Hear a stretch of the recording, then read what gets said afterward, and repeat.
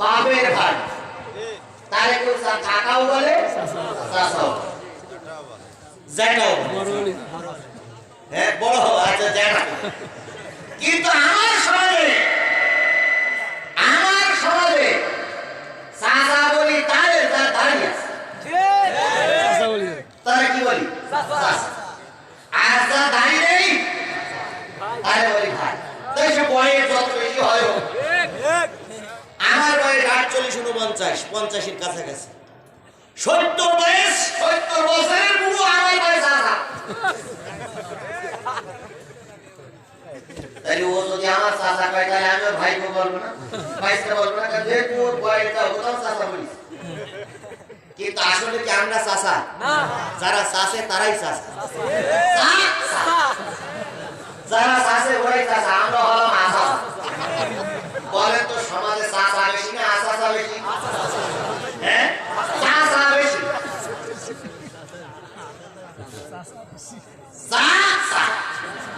70 বছর 80 বছর 90 বছর বয়স হয়ে গেছে এখনো দাড়ি উঠিনি আর আমাদের বিরুদ্ধে ওরাই বিষাদঘাত করছে আমাদের বিরুদ্ধে ওরাই কথা বলে আপনারা বলেছেন চারটি বলের ভিতরে বড় আলেম নাই আমরা বলি বাংলাদেশের হেরোমিস থেকে শুরু করে শেষ পর্যন্ত বড় নেতারা আছে কয়টা নেতার মুখে সুন্নতি দাঁড়িয়ে আছে ভারতের প্রধানমন্ত্রীর নাম কি নরমোদী দাঁড়িয়ে রাখতে পারে কিন্তু আমাদের মোদীরা দাঁড়িয়ে রাখতে নরমোদী পাঞ্জাবি করে আর আমাদের মোদীরা আধাই পেশাব সুতরাং আপন চাচা ছিল আবুল আহাব এই আবুল আহাবের নাম কিন্তু আবুল আহাব না আবুল আহাবের ভালো নাম আছে আব্দুল উজ্জা কেন আবুল আহাব হলো আবুল আহাবের চেহারা ছিল দারুণ সুন্দর আগুনের রঙের মতন আগুনের রং কি লাল একেবারে কিছু লাল লাইট লাইট আবার কোন সুন্দর পুরুষ যখন সামনে আসে কোন সুন্দর নারী যখন আমরা দেখি তখন বলি আহারের চেহারাটা আগুনের মতো দেখেন আল্লাহর ওলি একটা বসে আছে দেখেন তো কি সুন্দর চেহারা আল্লাহ দিয়েছে আল্লাহ এই যে চেহারা এটা দাতা আল্লাহ এগুলো কি দাতা আব্দুল উজ্জার চেহারা ছিল আগুনের মতন তাই মানুষ তাকে লাহাব বলে ডাকতো লাহাব মানে হলো প্রজ্বলিত আগুন লেলিহান শিখাময় আগুন এই জন্য ওর নাম কুনিয়াদি নাম ডাক নাম ছিল আবুল আহাব আল্লাহ পাক ওই নামে রেখেছেন দেখে ওর নামে একটা কি দিয়েছেন সূরা দিয়েছেন কেন দিলেন এবার সামনে যাই আল্লাহ নবী সাল্লাল্লাহু আলাইহি ওয়াসাল্লাম যখন প্রথম কালেমার দাওয়াত দেওয়া শুরু করলেন তখন কেউ কালেমা পড়ে কেউ পড়ে না আল্লাহ পাক আয়াত নাযিল করে দিয়ে বললেন ওয়া আনজির আশিরাতাকাল আকরাবিন ওগো নবী আগে পরিবার আপনজনদের দাওয়াত দাও কু আনফুসিকুম ওয়া আহলিকুম তোমার পরিবার পরিজনকে আগে জাহান্নামের আগুন থেকে বাঁচাও সুতরাং আগে নিজে বাঁচো তারপর অপরকে বাঁচাও তোমার পরিবার পরিজনকে আগে জাহান্নামের আগুনের ভয় দেখাও আল্লাহ নবী একদিন সকালবেলা একটু বেলা হয়ে গেছে তিনি হঠাৎ করে একটা পাহাড়ের পরে মক্কার পাশে এক পাহাড়ের পরে দাঁড়ালেন দাঁড়ায় এবার উচ্চ আওয়াজে বলতেছেন ইয়া কুরাইশ হা হা ইয়া সাবা হা হা ইয়া আব্দুল মান্নাফ হা হা ইয়া আবু লাহাব ইয়া আবু জেহেল হা হা সবাই ছুটে আসলো নবী একটা বলবে নবী এবার পাহাড়ের চূড়ায় দাঁড়ায় বলে ও মক্কার নেতারা যদি বলি এই পাহাড়ের পাদদেশে শত্রুর অপেক্ষা করছে যে কোনো মুহূর্তে তোমাদের উপর আক্রমণ করতে পারে তোমরা কি বিশ্বাস করবে আবু লাহাব আবু জেহেল বলল অবশ্যই বিশ্বাস করব কারণ আমরা জানি তুমি কখনো মিথ্যা কথা বলোনি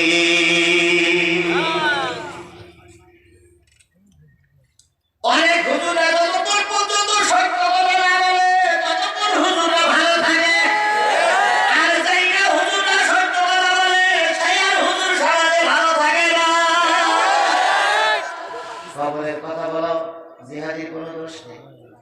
আখিরাতের কথা বলো, জিহাদির কোনো দোষ নেই। যদি বর্তমান প্রেক্ষাপট নিয়ে কথা বলা হয়, কিছু লোক কয় ও হুজুরি আর সাজাদপুরি ঢুকতে দেওয়া হবে।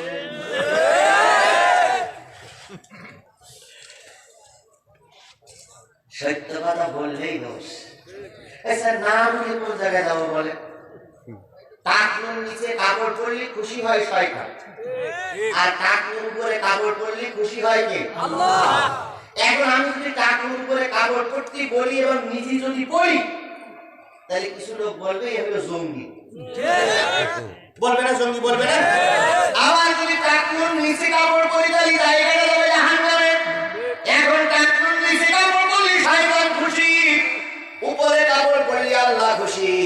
আবার উপরে কাপড় পরলে জঙ্গির খাতায় নাম লেখাতে হয়। তাহলে এখন জঙ্গি হব না আপনার গোলাম হব? এখন আপনার গোলাম হয়ে গেছি। এই জন্য আমাদের কানে কানে ভাই হুজুর রাজনীতির কথা বলবেন না, হুজুর চোরের কথা বলবেন না, হুজুর সুৎখোরের কথা বলবেন না, হুজুর ভাস্কর্যের কথা বলবেন না, হুজুর মূর্তির কথা বলবেন না।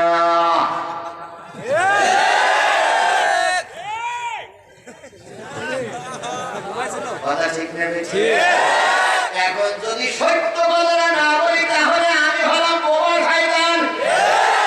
দলিলটা কোরআন হাদিস থেকে নিয়ে আল্লাহ রাসূল বলেছেন, সুইলা মান সুইলা আলিম মিন আলিমাহু সুম্মা কাতামাহুল জিমু ইয়াউমাল কিয়ামাতি বিলিজামিন মিনান নার।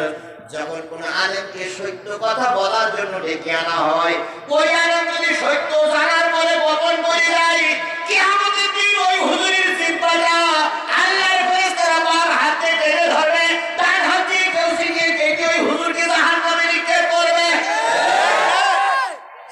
আলেমেরা নিচ্ছে আমার পিছনে বসে আছেন। তাহলে সত্য কথা যদি আমি না বলি তাহলে জিহ্বা কেটে আমাকে কোন জায়গায় যেতে হবে? আর এখন যদি সত্য কথা বলি আমার কোন জেলে যাওয়ার। আমরা বলছি মহাবিপদের ভাই, কেন যে আল্লাহ বক্তা বানাইছিল রে ভাই। বক্তা হয়ে মহাবিপদের সত্য কথা না বললি জাহান্নাম, আর সত্য কথা বললি চার দেওয়ালের ভিতরে থাকা লাগবে।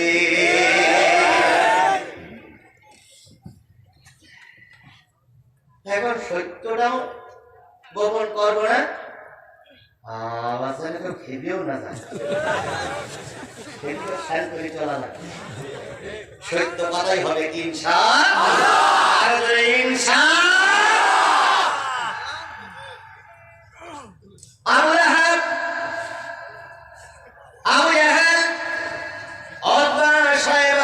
সবাই চলে আসলো। রাসূলের কথায় সবাই সম্মতি দিল যে আমরা বিশ্বাস করি, কারণ তুমি জীবনে কোনোদিন কি কথা বলনি। তাই নামটা কি ছিল? সাদিক। সাদিক আস-সাদিক মানে সত্যবাদী, আর আলামী মানে হলো বিশ্বাসী, আর আমানতদার মানে হলো নিরাপত্তা রক্ষণকারী। তোমার এই জীবনে কখনো মিথ্যা কথা বলনি, তোমার এই জীবনে খেয়ানত করনি। সুতরাং তুমি যদি বলো ওই প্রান্তে একদল কাফের মুশরিকদের দ্রোহী অপেক্ষা করছে, আমরা বিশ্বাস করি। নবী বললেন তাই যদি হয়, আমি জীবনে কোনোদিন মিথ্যা কথা বলিনি, এটা যদি তোমরা স্বীকার করে থাকো, আমি কখনো তোমাদের ধোঁকা দেইনি, এটা যদি তোমরা স্বীকার করে থাকো, তাহলে আমি তোমাদের কালেমা দাওয়াত দিচ্ছি আল্লাহ ছাড়া কোনো ইলাহা নাই, লা ইলাহা ইল্লাল্লাহ মুহাম্মদ রাসূলুল্লাহ পড়ে লা ইলাহা ইল্লাল্লাহ। এতটুকু মেনে নাও।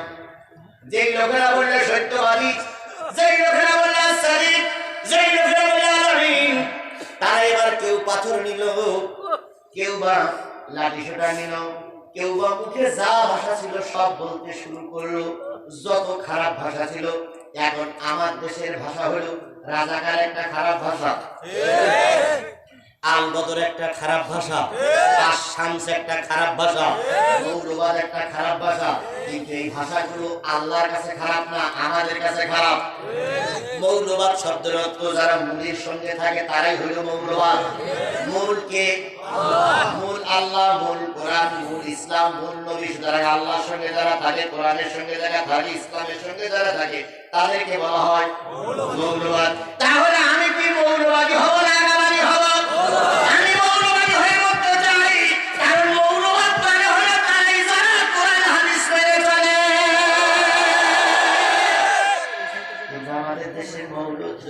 নবীর সঙ্গে থাকে তাদেরকে গালিগালাজ দিয়ে কি করা হয়েছে? মৌলবাদ, রাজাকার। রাজার আকার ধারণ করে যারা চলে তাদেরকে বলা হয় রাজাকার। কিন্তু এখন রাজাকার মানে কি? খুনি। রাজাকার মানে ধর্ষক। রাজাকার মানে হলো গুন্ডা। রাজাকার শব্দের কিছু কিছু ছবি বানায়, ওরে আল্লাহ বাঘের থেকে খারাপ ছবি দেখবি। ছোট ছোট ছেলেগুলি দেখবি মনে হয় ওরে বাপ রে বাপ, রাজাকার আসিতেছে, পালা, পালা, পালা। এরপর হলো জঙ্গি, তারপরে সন্ত্রাসী। এগুলো আমাদের সমাজে একটা গালি গালা দেওয়া শব্দ, দরকার নেই ওগুলো জানলাম না।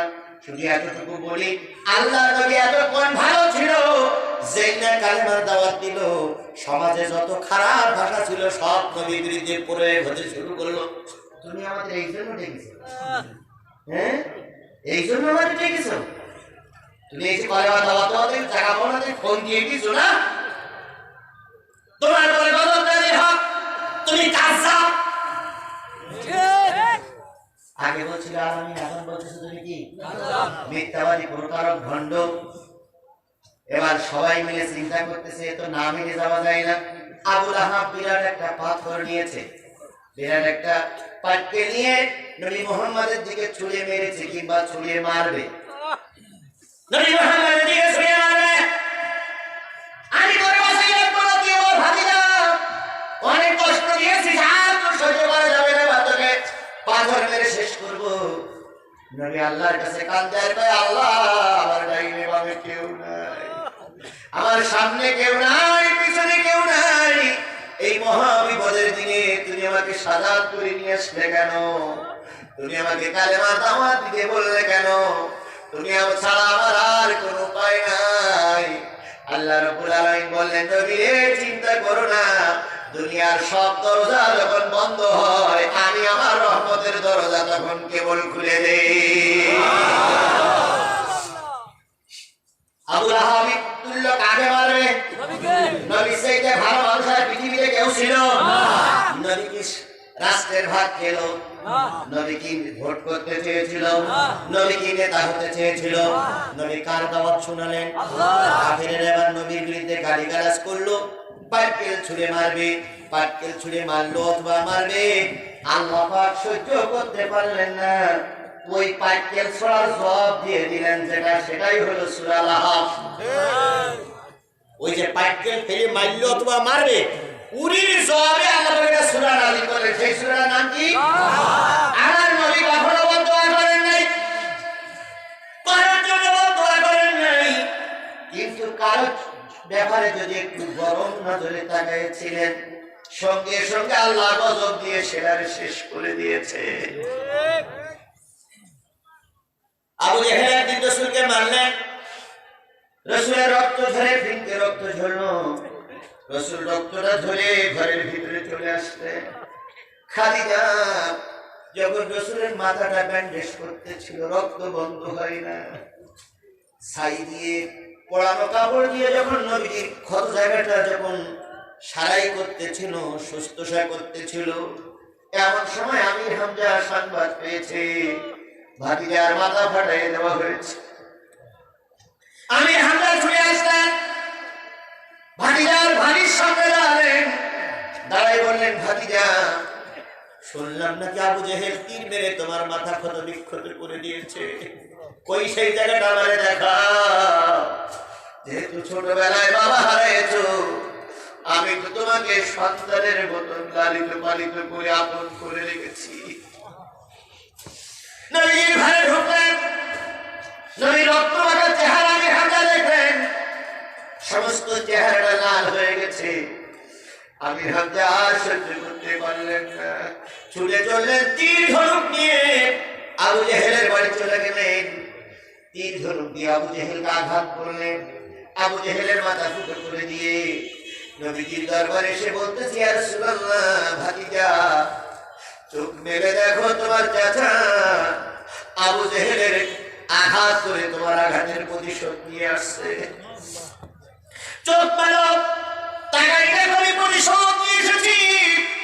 তোমার যে আঘাত করেছে আঘাতের প্রতিশোধ নিয়েছি। নবীজি এবার চোখটা মেলালেন, নবীজি এবার চোখ মেলে তাকালেন, তাকাই বলেন, চাচা প্রতিশোধে নবী বিশ্বাস করে না। তুমি আবু জেহেলকে না মেরে যদি আমার সামনে কালেমাটা পড়তে, আমি খুশি হয়ে যেতাম। ওই আঘাতের চাইতে বড় বেশি খুশি হতাম। চাচা যদি আমাকে ভালোবেসে থাকো কালেমা পড়ে নাও। আমি হামজা বলে না, মুহাম্মদ সাল্লাল্লাহু আলাইহি সাল্লাম তুমি তোমার আল্লাহকে সাক্ষী রাখো, আমি আমার আল্লাহকে সাক্ষী রেখে বলতেছি, আশহাদু আল্লা ইলাহা ইল্লাল্লাহু ওয়াহদাহু লা শারীকা লাহু ওয়া আশহাদু আন্না মুহাম্মাদান আবদুহু ওয়া রাসূলুহু। আল্লাহ নবী প্রতিশোধের চাইতে ইসলামের পক্ষে কাজ করাকে বেশি পছন্দ করতেন। সুবহানাল্লাহ। তাহলে কি দয়ার নবী তিনি ছিলেন। উহুদের যুদ্ধে এইটা ধরে একটু গালি গালাজ করো তো, দেখতেছি মাহফিল শুনতেছি, আইসক্রিম খাচ্ছি, ধরো ধরো ধরো বেটা, দেখতেছি ওয়াজ করতেছি, গান শুনি। উহুদের যুদ্ধে আল্লাহ নবী সাল্লাল্লাহু আলাইহি সাল্লাম পাহাড়ের দিকে যখন ছুটতেছেন, কাফেররা রাসূলকে মারতেছে। নবী একবার উঠে একবার পড়ে, রাসূলের দাঁত মোবারক শহীদ হয়ে গেল। কড়া ভেঙে মাথার ভিতরে ঢুকলো, তীর আল্লাহ নবী আহত। এই সময় ওরাকা বলে একজন লোক রাসূলের পিছনে পিছনে ছুটতেছিল রাসূলকে মারার জন্য। আল্লাহ নবী পড়ে গেছে, ওরাকা যখন রাসূলকে ধরে ফেলেছে, আল্লাহ নবী দাঁড়িয়ে বলেন, ওরাকা ফিরে যাও। নবী আহত, আহত নবীর পরে আর বেরো না, ফিরে যাও। কিন্তু ওরাকা মনে করতেছে যদি রাসূলকে ধরাই দিতে পারি, কিংবা রাসূলের কান্না নিয়ে যদি আবু সুফিয়ানের কাছে দিতে পারি, ৭০টা উট পাবো, দেশের নেতা হব। যদি হুজুরদের বিরুদ্ধে গালিগালাজ করতে পারি, আমি এখন এসপি আছি, হয়তো একদিন মন্ত্রী হব।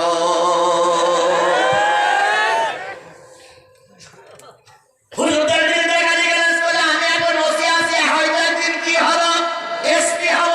আমি এখন এসপি আছি, হুজুরের হাত ভেঙে দিতে পারলে আমি হয়তো দেশের মন্ত্রী হব। এই কারণে হুজুরদের পিছনে লেগেছ।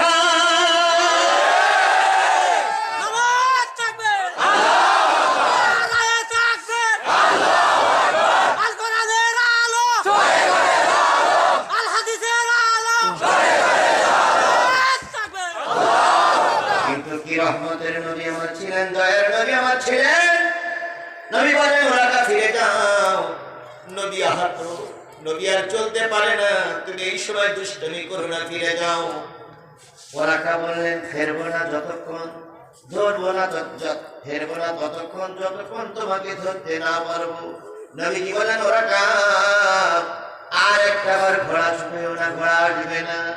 ওরাকা আরো যখন ঘোড়া ছুটাইতে চাইলেন, ওরাকার ঘোড়াটা মাটির ভিতরে গেড়ে গেল। এবার বুঝেছি আপনি আল্লাহর নবী, বুঝেছি আপনি আল্লাহর ওলি, দোয়া করুন ঘোড়াটা যেন পা উঁচু করতে পারে, আমি আর আগাবো না। নবীজি বলেন, আল্লাহ বুঝেছি, যখন ফেরাইয়া দাও। ওরাকা আবার কিছু দূর চলে গেল। চলে যাওয়ার পরে মনে মনে ভাবতেছে, এই পাহাড়ে যে নবী উঠেছে কেউ তো দেখি না, আমি দেখেছি, সুতরাং আমি যদি নবীকে ধরাই দিতে পারি অনেক পুরস্কার পাবো। ভাতিজা ঘরের ভিতরে ঢুকেছে, কেউ দেখিনি, আমি চাচা দেখেছি। আমি যদি পুলিশে ধরাই দিতে পারি, পুলিশের থেকে পয়সা পাবো, আর সরকার মনে করবে এই তো আমার নেতা।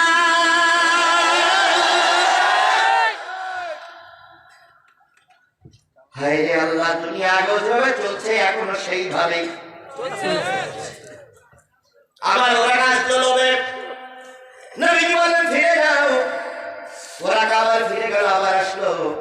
শেষ পর্যন্ত নবীর হাতে ছিল একটা খেজুরের ডাল। খেজুরের ডালটাকে ওরাকার গায়ে টুক করে একটা আঘাত করে বলতেছে, ওরাকা তিনবার ফিরে আসলাম, ফিরলি না। এই খেজুরের আঘাত, খেজুরের ডালের একটা আঘাত তুই সহ্য করতে পারবি না। ওরাকা ফিরে গেল, নিজেরা দেখাই দিয়ে বলতেছে, সর্বনাশ, নবী আমার কিল মারিনি, চল মারিনি, আঘাত মারিনি, সামান্য একটা খেজুরের আঘাত, খেজুরের টুকরা, খেজুর দিয়ে ডাল দিয়ে একটা ছোট্ট টুকি দিয়ে আমাকে ফিরিয়ে দিয়েছে। আমার সমস্ত শরীর জড়িয়ে পুড়ে ছাই হয়ে যাচ্ছে। কে আছো, আমাকে বাঁচাও, কে আমাকে বাঁচাও। রক্ত বমি শুরু হলো, রক্ত পেশাব শুরু হলো। রক্ত বমি শুরু হলো, রক্ত পায়খানা শুরু হলো। 3 দিন পর্যন্ত রক্ত পায়খানা, রক্ত পেশাব। তারপরে ওরা দুনিয়া থেকে বিদায় হয়ে গেল। সামান্য একটা খেজুরের ডাল নবীর কাছে ছিল, তাই দিয়ে ফিরিয়ে দিল। যদি এটা হয়, আজকে নবীর উত্তর সুরিয়া হচ্ছে বাংলাদেশের আলেম সমাজ। এই আলেম সমাজকে যারা ক্ষতবিক্ষত করতেছ, আলেম সমাজকে যারা গালিগালাজ করে নষ্ট দিচ্ছ, খোদার কসম আলেম কাজে দোয়া করবে, প্রতিটা দোয়া কাজে লাগবে।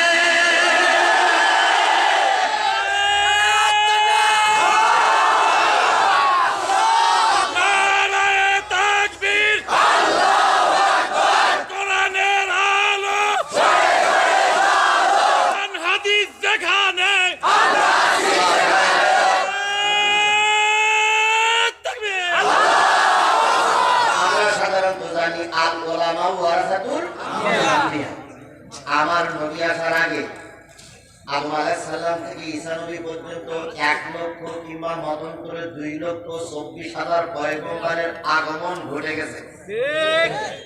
একজন নবী আসার পর 50 বছর পরে এক নবী আসতেন, 30 বছর পরে এক নবী আসতেন, 40 বছর পরে এক নবী আসতেন, 100 বছর পরে এক নবী আসতেন। আর আমার নবী চলে যাওয়ার পর 1450 বছর হয়ে গেল, কোন নবী আসলো না। আর কি আসবে? তাহলে নবীর এই শূন্য জায়গা গ্যাপ পূর্ণ করবে কারা? আলেমরা। প্রধানমন্ত্রী বাংলাদেশ থেকে আমেরিকায় সফর গেছে। এখন আমেরিকায় সফরে যাওয়ার পর যাকে দায়িত্ব দিয়ে গেছে, আমি যতদিন না আসি আমার এই গ্যাপ তুমি পূর্ণ করবা, তার মর্যাদা হয় প্রধানমন্ত্রীর মতো।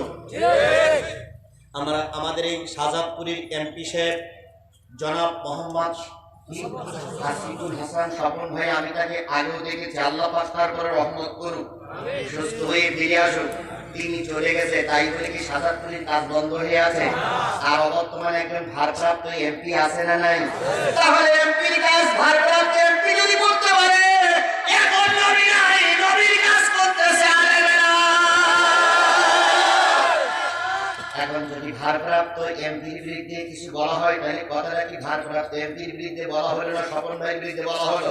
স্বপন ভাইয়ের বিরুদ্ধে বলা হলো। ঠিক তদ্রুপ আলেমদের বিরুদ্ধে কথা বলা মানেই নবীর বিরুদ্ধে কথা বলা। গোষ্ঠী শুদ্ধ আলেমদের বলা ঠাক ভালো, গোষ্ঠী শুদ্ধ আলেমদেরকে কর্মফুলি নদীকে ভাসাই না। একবার হিসেব করে দেখো না, তুমি মুসলমানের বাচ্চা। একবার হিসেব করে দেখো না, তোমার বাপ মুসলমান, তোমার মা মুসলমান।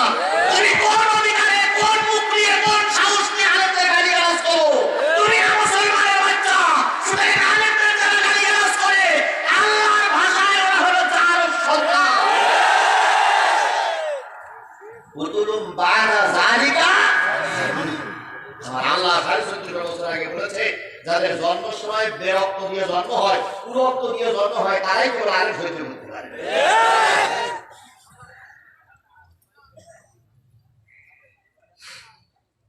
কোন সূরার আলোচনা চলছে? শেষ পর্যন্ত শুনতে হবে, যদি ফজরের আযান হয়।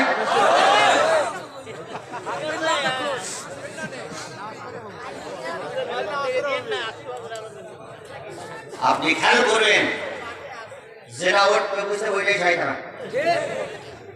জেনাই উঠবে, তাকে যত বড় পীর ওলিয়া উলিয়া হোক না, উঠলেই শয়তান। ওটা যাবে না।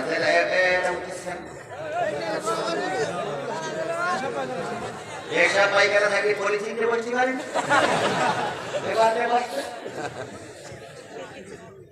আল্লাহ পাক সবাইকে ধৈর্য ধারণ করা তৌফিক দিন।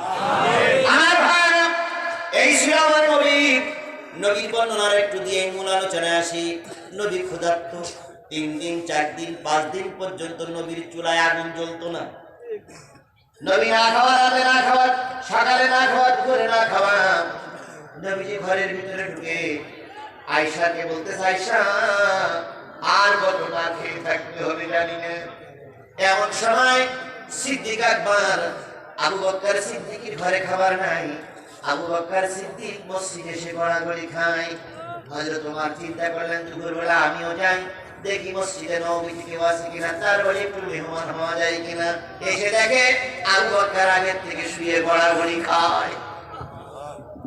আসসালামু আলাইকুম আবু বকর, আমার সময় মসজিদে কেন? ভাই ওমর রে, ঘরে খাবার নাই। না খেয়ে ক্ষুধার্ত তাই মসজিদে এসেছি, আপনি কেন? আবু বকর বলেন, ওমর তোমার যে সমস্যা আমার সেই সমস্যা, তোমার ঘরে খাবার নাই, আমি নবী আমার ঘরে খাবার নাই, আমি আবু বকর আমার ঘরে খাবার নাই। দুইজন যখন গড়াগড়ি করতেছিলেন, সবাই মিলে চিন্তা করলেন নবীর ঘরে মনে খাবার আছে। কিছুক্ষণ পরে নবী আসলেন, এসে বলে, আবু বকর তোমারও যে দশা, ওমর তোমার যে দশা, আমারও সেই দশা। তিনজন চিন্তা করলেন দেখি কারণ বাড়ি যাওয়া যায় কিনা। হযরত আবু আইয়ুব আনসারী বাড়ি চলে গেলেন। আবু আইয়ুব আনসারী যখন বাড়িতে ছিলেন না, স্ত্রী তখন বললেন, হুজুর 3 সময় অসময় কি আল্লাহর ওলি কেন? নবীজি ইশারায় গেতে বুঝালেন আমরা না খাওয়া। আবু আইয়ুবের স্ত্রী আবু আইয়ুবকে সংবাদ দিলেন, 3 আল্লাহর ওলি আসছে, না খাওয়া। এবার আবু আইয়ুব আনসারী কিছু খেজুর নিয়ে আসলেন, খেজুর নাস্তা স্বরূপ দিয়ে আবু আইয়ুব আনসারী বললেন, বাড়ি একটা ছোট্ট ছাগলের বাচ্চা আছে, জবাই করো, আর স্যার আটা আছে তাই দিয়ে রুটি বানাও, যেহেতু নবীর চাইতে বড় মেহমান আর পৃথিবীতে কেউ হতে পারে না। রুটি বানানো হলো, গোশত রান্না করা হলো। হযরত আবু বকর সিদ্দিক ওমর আর নবী খেতে বসেছেন। 2 কানা 3 কানা করে রুটি, একটু করে গোশত। আল্লাহর নবী একটা রুটির ভিতরে কিছু গোশত আর রুটিটা ব্যান্ডেজ করে বাইন্ড করে রুটিটা একটা মরাকাবা করে রুটিটা একটা ছোট্ট পোটলা করে আবু আইয়ুব আনসারীর কাছে দিয়ে বলছে, আবু আইয়ুব রে, এই রুটি আর গোশতটা আমার কামরায় পৌঁছায়া দাও, ঘরে পৌঁছায়া দাও। আবু আইয়ুব বললেন, ইয়া রাসূলুল্লাহ আমার সময় নিয়ে যাবেন। নবী বললেন, না, আমি যখন ঘরের থেকে বাইরে আসতেছি না, আমি ফাতেমাকে দেখেছি ধুলোর পরে কান্নাকাটি করতে, আমি ফাতেমাকে দেখেছি ক্ষুধার যন্ত্রণায় ছটফট করতে। আমি যখন ফাতেমার পাশ দিয়ে চলে আসি, ফাতেমা হাত কানা ধরে বললেন, আব্বু কই দাও, খোদাই তো বাসি না, কোনো খাওয়ার ব্যবস্থা নাই, আমি নবী রুটি আর গোশত খাবো, আর আমার মা ফাতেমা ঘরের ভিতরে না খেয়ে ছটফট করবে, এটা আমি সহ্য করতে পারি না রে আবু আইয়ুব। রুটিটা আগে আমার মায়ের কাছে দিয়ে এসো, আমার মা যতক্ষণ না খাবে ততক্ষণ আমি খাইতে পারি না। যেই নবী ওইখানে কি হচ্ছে, ওই কোনায় কি হচ্ছে, ওই জায়গায় কি হচ্ছে, নাকি ওই জায়গায়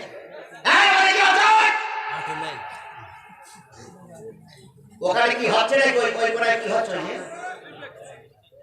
ওখানে কি হচ্ছে, আকাশের পরে কি হচ্ছে, মানে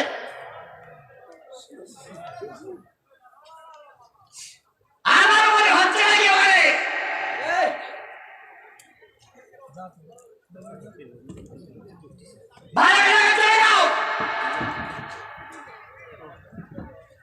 ওখানে যদি কেউ কোনো বেচারা পথের মধ্যে ঢোকাও, ওই মসজিদের কোনায় নাকি ওখানে কি হচ্ছে, ওই জায়গাটা কি হচ্ছিল?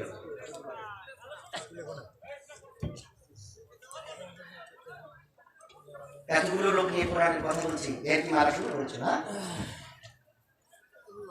ওখানে আর একটা বার জল হলে কিন্তু আমি এখানে লোক পাঠাতে বাধ্য হই। হযরত ফাতেমা না খাওয়া আবু আইয়ুব আনসারী রুটিটা নিলেন আর বাড়িতে চলে গেলেন। বাড়িতে গিয়ে বলতেছে, নবী তোমার জন্য রুটি আর গোশত বলেছে। ও আমার ভাইরা, যেই নবী নিজের পরিবারের কথা হিসেব করেছেন, যেই নবী আপনজনদের কথা মনে করেছেন,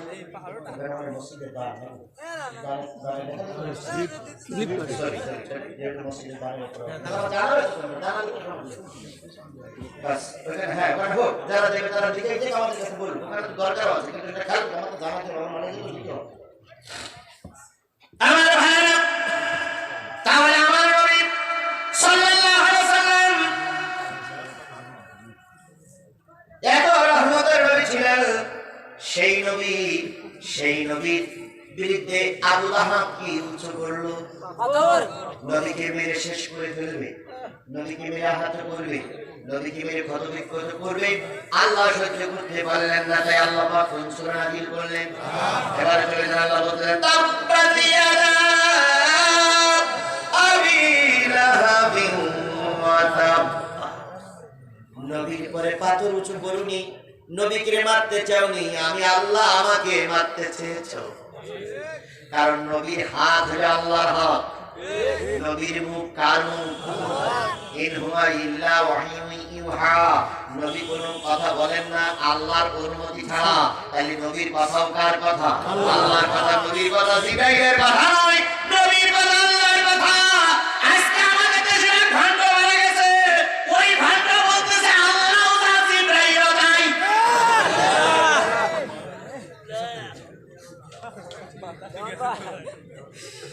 দেওয়ানবাগি শেষ। উনি নাকি ফাতেমার সঙ্গে বিয়ে করেছিল। ফাতেমা নাকি ওনার বউ, ফাতেমার সঙ্গে নাকি ওনার বাসর হয়েছে। আবার উনি আল্লাহকে দেখেছে মোষ দাড়ি ছাড়া। এই দেওয়ানবাগ বাংলাদেশে অবস্থার বিরুদ্ধে কেউ অ্যাকশন নেয় না। আলেমরা কোরআনের কথা বললেই অ্যাকশন শুরু হয়। এদেশে বাতিল পন্থীদের জায়গা আছে, হক পন্থীদের জায়গা না।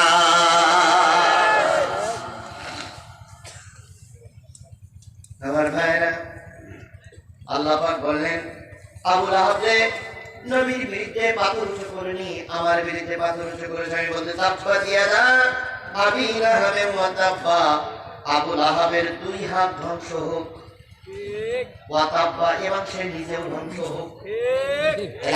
আল্লাহ পাক বলেন নবী গো দুঃখ করো না, আমি বলতেছি আবু লাহাবের দুই হাত ধ্বংস হোক এবং সে নিজেও ধ্বংস হোক। বদদোয়া দিয়ে দিলাম আমি আল্লাহ। তোমার বদদোয়া করা লাগবে না, কারণ তুই বদদোয়া করছে তোমার মুখে বদদোয়া বাহির হবে না। তায়েফের ময়দানে আল্লাহর নবী যখন কালিমা জামাত দিতে চলে গেলেন, ভালো করে বোঝো মুসলমান, হয়তো আর এখানে মনে মনে ভাবতেছো হুজুর তো এদিকে মনে যায় না, কিন্তু আজকে যাচ্ছে কেন? বুঝতে হবে, কারণ সব দিকে সব সময় যদি ছেলের পরে কঠোর অবস্থান নেওয়া হয় তাহলে ছেলে ভালো হয় না। মাঝে মাঝে একটু নরম দিয়ে দিয়ে বুঝাইতে হয়। কথা বুঝতে পারছেন? আমার কিন্তু ডাইনে বামে পিছনে সামনে কেরামান গাজী ঘুরতে আল্লাহ নবী তায়েফের ময়দানে গেলেন কালিমা দাওয়াত দেওয়ার জন্য। মক্কার নেতারা তায়েফের নেতাদের কাছে সংবাদ দিয়ে দিল, হুজুর গেছে মদিনা, হুজুর গেছে তায়েফে, মেরে শেষ করে দাও। আমরা পারি নাই, আমাদের এখান থেকে পালিয়ে গেছে, তোমাদের ওখানে যে যদি তোমরা পারো মেরে দাও। এরকম এরকম ভালো মানুষ আমাদের সমাজে আছে না নাই? আরো জোরে বলেন আছে না নাই? আল্লাহ পায় মাহফিল হতে দিও না, সাজাদপুরি হবে। উল্লাহ পায় নেতারা সাজাদপুরি নেতাদের কাছে ফোন দেয়, উল্লাহ পায় করতে পারিনি, সাজাদপুরি থেকে করতে না পারে। এরা সেই তায়েফের সৈনিকেরা, এরা সেই তায়েফের জালেমেরা। তাকবীর! তাকবীর! আল কোরআন কোরআন হাদিস যেখানে ওলামা কিরাম যেখানে আজিজুল হক জিহাদি জিন্দাবাদ। তখনও যে গ্রুপ ছিল এখনো সেই গ্রুপ আছে, কিন্তু একটু কায়া পাল্টাইছে। তখন টুপি মাথায় যে একজন এখন টুপি মাথায় যে লাগে, তখন হজ করিয়ে একজন এখন হজ করিয়ে লাগে, তখন পাগড়ি পরিয়ে একজন এখন পাগড়ি পরিয়ে লাগে। এই জন্য দেওয়ানবাগির বিরুদ্ধে ফতোয়া নাই, ফতোয়া হলো আজারির বিরুদ্ধে। দেওয়ানবাগি যত অন্যায় কাজ করলো, দেওয়ানবাগির বিরুদ্ধে কোনো ফতোয়া নাই, ফতোয়া হলো মামুনুল হকের বিরুদ্ধে। তারপরে এই সমস্ত এসপিডিসিরা কোরআনের বিরুদ্ধে কথা বললো, ওদের বিরুদ্ধে ফতোয়া নাই, ফতোয়া হচ্ছে বাবুনগরীর বিরুদ্ধে। তখনও ছিল, এখনো আছে, কিন্তু একটু কায়া পাল্টাইছে।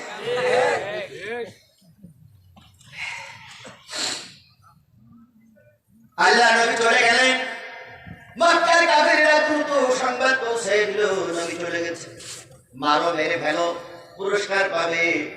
নবীর বিরুদ্ধে লেগিয়ে দেওয়া হলো একদল যুবকদেরকে, মারো মারো নবী মারো, ধরো ধরো নবী মারো, ধরো, আর সকাল বিকাল নাস্তা করো। আজকেও কিন্তু আমাদের দেশের কিছু কিছু লোক মিছিল করে তমুকের ধরো সকাল বিকাল নাস্তা করো। এই স্লোগান আজকে নতুন নয়, এই স্লোগান 1400 বছর আগের স্লোগান। হুজুর ধরো হুজুর মারো, হুজুর ধরো হুজুর মারো, হুজুর ভরো জেলে, হুজুর ধরো হুজুর মারো, হুজুর ভরো জেলে, নিজের ঘরে তাকাই দেখো হুজুর তোমার ছেলে। জঙ্গি ধরো জঙ্গি মারো, জঙ্গি ভরো জেলে, নিজের দলে তাকাই দেখো জঙ্গি তোমার ছেলে।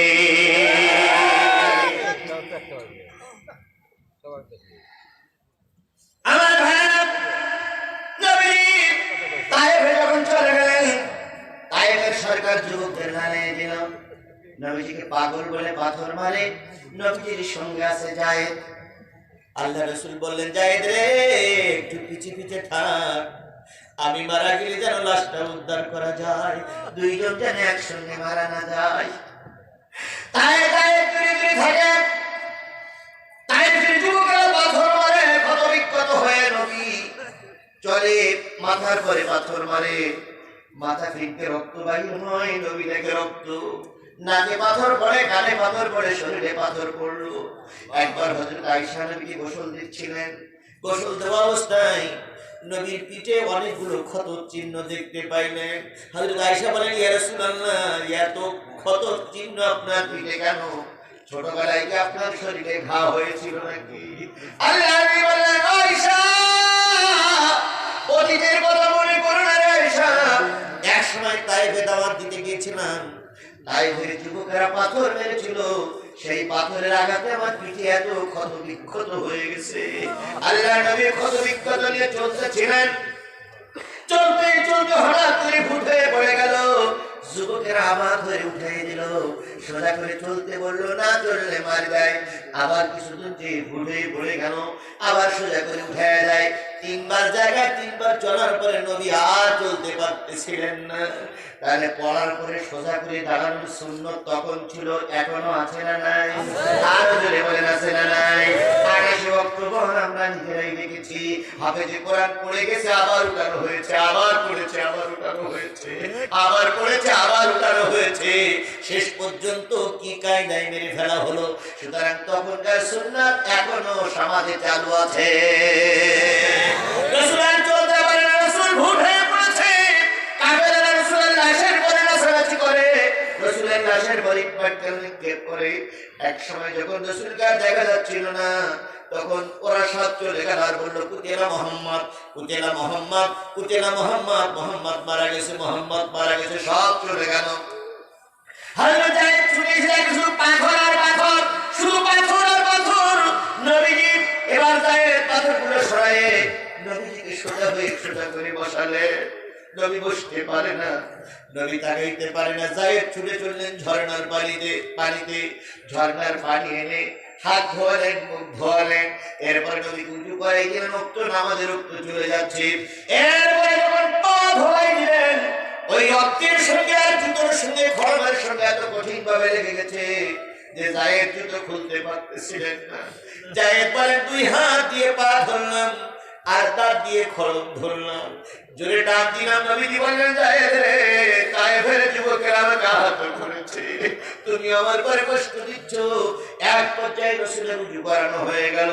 রাসূল যখন নামাজে দাঁড়ালেন, আল্লাহ পাক এবার তায়েফবাসীকে ধ্বংস করার জন্য উহুদ বদরের যত পাহাড় ছিল সব উঁচু করে নবীজি পাতার করে ধরেছে। এবার আবার আসবে, নবী গো, একটিবার তুমি অর্ডার করো, তায়েফবাসীকে জমিনের সঙ্গে মিশিয়ে দিয়ে দিব।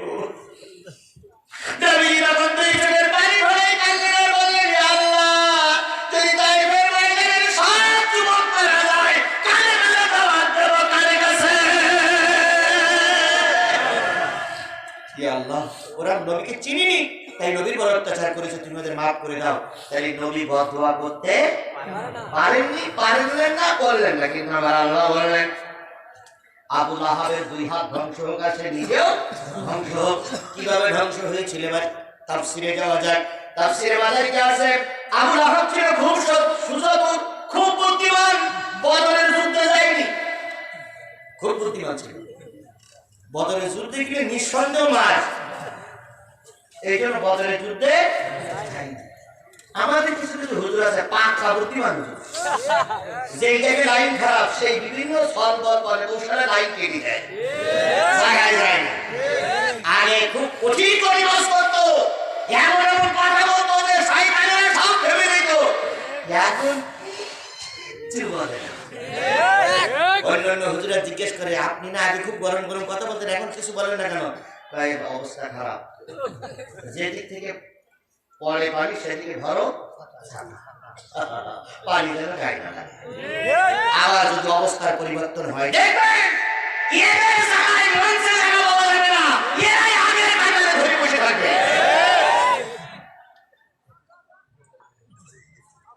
এরকম টাটকা মুনাফিক, নির্ভেজাল মুনাফিক, টুপিওয়ালা মুনাফিক, দাড়িওয়ালা মুনাফিক আমার সমাজে আছে না নাই? আছে না নাই? এরা মসজিদ যায়, গানেও যায়, এরা দুই মাসের মতো। আমার ভাই বদরের যুদ্ধে কে যায়নি? মনে আছে তো? আবু লাহাব বদরের যুদ্ধে যায়নি, কারণ আবু লাহাব জানে বদরের যুদ্ধে গেলে আমার কি আছে? আবু লাহাব কেন বদরের যুদ্ধে পাক্কা পাক্কা শয়তান করে মারা গেল, তার ভিতরে আবু জাহেল নিহত হয়ে গেল, সম্ভবত ওয়ালিদ ইবনে মুগীরাও ওই যুদ্ধে মারা গেল। বড় বড় শয়তানগুলো যখন মারা গেল, আবু লাহাব তখন বগল দাঁড়ায় আর খায়, বলে না যাস না, মোহাম্মদ এখন শক্তিশালী, মোহাম্মদ এখন লাইন বাস, আর তোরা তো কিছু করিস না, আমি তো পাগল মারতে গেলাম, আমারও যদি পেয়ে গেল আমার তো কষ্ট কাটা করি হইতো, এখানে বুদ্ধি খাটাই যায়।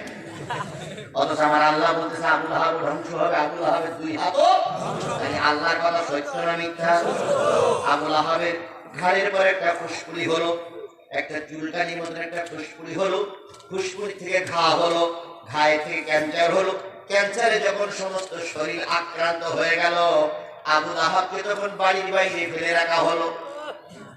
অথচ আবু লাহাব যে আতর ব্যবহার করতো, এরকম দামি আমার আতর আর পৃথিবীতে কেউ ব্যবহার করতো না। আবু লাহাবের দুই পাশ থেকে সীতা কাটা ছিল, আবু লাহাব মাঝখান থেকে সীতা কাটতেন না, দুই পাশ থেকে সীতা কাটতেন, দুই পাশ থেকে চুল আসলাই মাঝখানে রাখতেন, দুই পাশে ফেলাই দিতেন। আবু লাহাবের চুলগুলো ছিল ঝাঁকা চুল। আবু লাহাব যে পথ দিয়ে চলতো 3 ঘন্টা 4 ঘন্টা 5 ঘন্টা, একদিন পরে যদি ওই পথ দিয়ে আর কেউ যেত, তাহলে সে বুঝতে পারতো এই পথ দিয়ে নেতা আবু লাহাব গেছে। কি সুন্দর পোশাক, কি সুন্দর চেহারা, কি সুন্দর সুন্দর ভাবনা। ওরা যখন মন চাইছে তখন আমি নেতা। এই জন্য হুজুরদের বলেছে কি গবেট, যারা গবেট তারাই কেবল কোরআন হাদিস পড়ে, আর আমরা যখন গবেট নাই এই জন্য আমরা কোরআন হাদিসে পড়ি না, ধারে কাছেও যাই না। তাহলে হুজুরদের নাম দিয়েছে কি গবেট। তাহলে আবু লাহাব মৌলবী মনে করতে গবেট, আমি সুন্দর পোশাক পরি, আমি সুন্দর আদর করি, সুন্দর জামা কাপড় পরি, দেখো আমার চেহারা কত ভালো, চেহারা থেকে আমার কাছে নজর পাওয়া যাবে না, নজর পাইতে গেলে আমল লাগবে। ইন্নাল্লাহা লা ইয়ানজুরু সুরিকুম ওয়া আমওয়ালিকুম ওয়ালাকিন ইয়ানজুরু কুলুবিকুম ওয়া আমালাকুম। আল্লাহ পাক কারোর চেহারা দেখবে না, আল্লাহ পাক কারোর পোশাক দেখবে না, দেখবে অন্তর আর দেখবে আমল।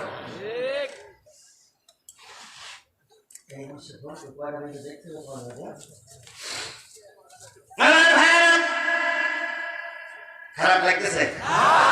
আস্তে আস্তে হবে, একসঙ্গে হবে না, মাঝে মাঝে ইনশাআল্লাহ, ইনশাআল্লাহ মাঝে মাঝে। 5টা আয়াতের ভিতরে প্রথম আয়াত শুরু করেছে, আজকে করার সুযোগ দেবেন তো নাকি? তারা এটি করবেন? মাশাআল্লাহ, তারা গুলো তারাই আছে, ঠিক আছে আলহামদুলিল্লাহ। আমার ভাইরা, আবু লাহাব ছিল যারা একটা ফুসফুস হলো, আল্লাহ পাক কিভাবে ধ্বংস করে? হলো ক্যান্সার। এবার ক্যান্সারের আর কোনো চিকিৎসা নাই, আবু লাহাবকে বাড়ির বাইরে ফেলা হলো, দুর্গন্ধ শুরু হলো, গ্রামের বাইরে ফেলা হলো, দুর্গন্ধ শুরু হলো, ময়লা ফেলা জায়গায় ফেলানো হলো, দুর্গন্ধ শুরু হলো, ময়লা ফেলা থেকে আরো দূরে ফেলানো হলো, দুর্গন্ধ শুরু হলো, এক পর্যায়ে পায়খানার ভিতরে রেখে বন্ধ করে দেওয়া হলো, দুর্গন্ধ বন্ধ হয় না। কিছুদিন পর আবু লাহাব ওই ক্যান্সার আক্রান্ত হয়ে মারা গেল। কেউ তার পাশে দাঁড়ালো না, কেউ তার কবর দিতে গেল না, কেউ তার ধারে কাছে গেল না, কারণ সে কাকে মারতে চেয়েছিল? নবীকে মারতে চেয়েছিল। আল্লাহ পাক বলে তুমি নবীর উপর হাত তুলেছ, নবীকে গালি গালাজ করেছ, নবীর বিরুদ্ধে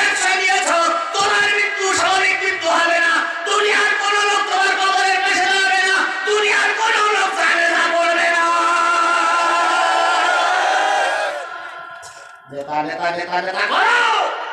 অনেক নেতার মারা পরে জানাজা হয়নি, অনেক নেতার মারা পরে বাংলার জমিনে কবর হয়নি, অনেক নেতা মারার পরে লোক জানাজা পড়েছে উযু ছাড়া। আবার সেদিন এক নেতা বলছে প্রয়োজনে আমার বাবার জানাজায় 9 তকবীর বল, কিন্তু আমার তো বাবার জানাজা আমি বলবো তুই 9 তকবীর কেন, তুই 29 তকবীর দে, তাহলে আমার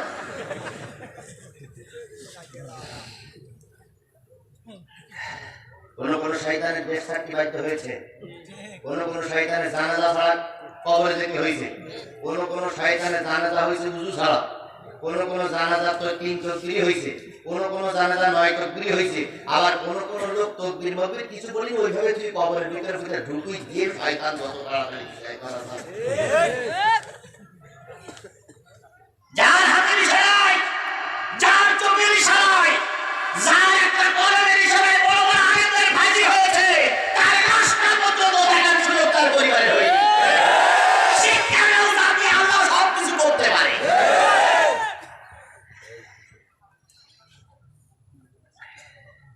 আবু লাহাব মৃত্যুবরণ করলেন, চরম দুর্গন্ধ। আবু লাহাবের স্ত্রী উম্মে জামিল সে বলল তাড়াতাড়ি গর্ত করে ওর ভিতরে ঢুকিয়ে দাও। গর্ত করে দূর থেকে লাঠি সোটা দিয়ে গোটা গতি মেয়ে ওর ভিতরে ঢুকাই দিয়ে পাথর চাপনা দিয়ে মাটি দিয়ে সবাই চলে আসলো। আল্লাহ বলল তুইও ধ্বংস হবি আর তোর 2 হাতও ধ্বংস হবে, এটা দুনিয়ায়। পরবর্তী দেখে কি হয়, মা আমনা আনুহু মালুহু ওয়া মা কাসাব। সুবহানাল্লাহ বলেন। তার সম্পদ আদি তার সম্পদ যা আল্লাহ পাক দিয়েছিল কোনো কাজে আসেনি, সব ধ্বংস হয়ে গেছে। সে রাসূল যখন কালেমার দাওয়াত দিত ওর পিছনে পিছনে ঘুরতো। রাসূল বলতেন লা ইলাহা ইল্লাল্লাহ মুহাম্মাদুর রাসূলুল্লাহ। আবু লাহাব যে বলতো আমি কিন্তু সমাজের নেতা, আর ওর কিন্তু বাপ নেই বলে। তাহলে বাপ নেই, ও লেখাপড়া জানে না, ওই শব্দটার অর্থ হচ্ছে গবেট। ইংরেজিতে ওই শব্দটার অর্থ কি? গবেট। যে লেখাপড়া জানে না, যার সমাজে কোনো পরিচয় নেই, পরিচয়হীন, মূর্খ, লেখাপড়া জানে না, জ্ঞান গরিমা নেই, তাদেরকে ইংরেজিতে বলা হয় কি? আমাদের দেশের এক এসপি বলেছে হুজুররা গবেট। তার মানে কথাটা ওইখানে আরবিতে হয়েছিল আর এইটা এখানে কি হচ্ছে? ইংরেজিতে হচ্ছে। বলেন তো ইমাম যারে বলে, নেতাও তারে বলে, লিডারও কেউ বলে লিডার, কেউ বলে ইমাম, কেউ বলে নেতা। এই ছাড়া আর সব জিনিস কিন্তু কি? আমরা হাত পিছনে দিয়ে বলতো এই নবী কিন্তু কিছু বলে না, বাপ দাদা ধর্মের নামে চুনকালি দিয়ে নতুন ধর্ম আবিষ্কার করেছে, কেউ তার কথা শুনলো না। নবী আকাশের দিকে তাকাতেন আর বলতেন আল্লাহ কি করবো, আল্লাহ বলতে কিছুই করা লাগবে না, যা করার আমি করবো, তুমি শুধু ওয়া আলাইনা ইল্লা পৌঁছাও, যা করতে আমি। এবার আখিরাতের ভয় যখন দেখায়, আবু লাহাব সেই বলে মুহাম্মদ সাল্লাল্লাহু আলাইহি ওয়াসাল্লাম তুমি তো আল্লাহ বলতেছো জান্নাত পাওয়া যাবে না, জাহান্নামে যাবে, আমার এই যে মক্কায় যে সম্পদ আছে কত কোটি টাকার সম্পদ হয় বলো তো? আল্লাহ জানে, তুমি জানো। আল্লাহ যদি আমার জাহান্নামে যাই, টাকা দিয়ে জান্নাত কিনে নেবে, এই টাকা দিয়ে আল্লাহ শুনে বলা হবে আমার নেই কি? টাকা আছে, অর্থ আছে, ছেলে মেয়ে আছে, লোক লজ্জা আছে, আমার দেশের ক্ষমতা আছে, আমার নেই কি? তুমি একটা নির্দিষ্ট মৌলবী লামার কথা বলো, আমার কি আছে, তোমার কি আছে? তোমার কিন্তু আমি কিনে নেবো, পরে যদি তোমার আল্লাহর জান্নাত কিনে নেবো। ওই কথার সঙ্গে বর্তমান যুগের কথা কি কিছু মেলে? এরকম অহংকারী আমার সমাজে আছে না নাই? যদি অহংকার করো বন্ধু, একটা ফোড়ার পয়সা এগুলো জোগাড় করতে পারবে। একটা ফোড়া হবে মাদ্রাসা যেতে হবে, একটা ফোড়া হবে আমেরিকায় যেতে হবে, কিন্তু আল্লাহ ভালো করে না দিলে দুনিয়ার কিছু করার নেই। এই জন্য আজ যাই করো অহংকার করো না। আবু লাহাব বলেছিল আমি জান্নাত কিনে নেবো, তোমার আল্লাহ জান্নাত আমার দরকার নাই, প্রয়োজন আমি জান্নাত কিনে নেবো। আল্লাহ পাক তাই বললেন তার মাল, তার সম্পদ আদি, তার ছেলে মেয়ের গর্ব কোনো কাজে আসেনি, আসবেও না। আবু লাহাবের ছিল 7 ছেলে, আবু লাহাবের ছিল অনেকগুলো ছেলে, অনেকগুলো সম্পদ, অনেকগুলো সন্তান আদি। আবু লাহাবের 2 ছেলের সঙ্গে আল্লাহর নবীর 2 মেয়ের বিয়ে হয়েছিল। যে দুই ছেলের সঙ্গে দুই মেয়ের বিয়ে হয়েছিল তাদের নাম উতবা আর উতাইবা। এই দুই ছেলের সঙ্গে দুই মেয়ের বিয়ে হয়েছিল ইসলামের আগের যুগে।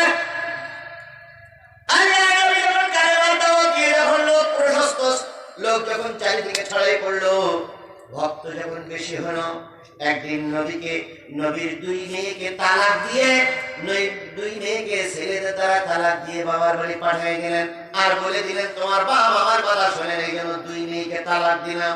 দুই মেয়ে তালাক প্রাপ্ত হয়ে বাবার সংসারে আসাতে কত কষ্ট, যার ঘরে বড় মেয়ে আছে সেই ছাড়া বুঝবে না।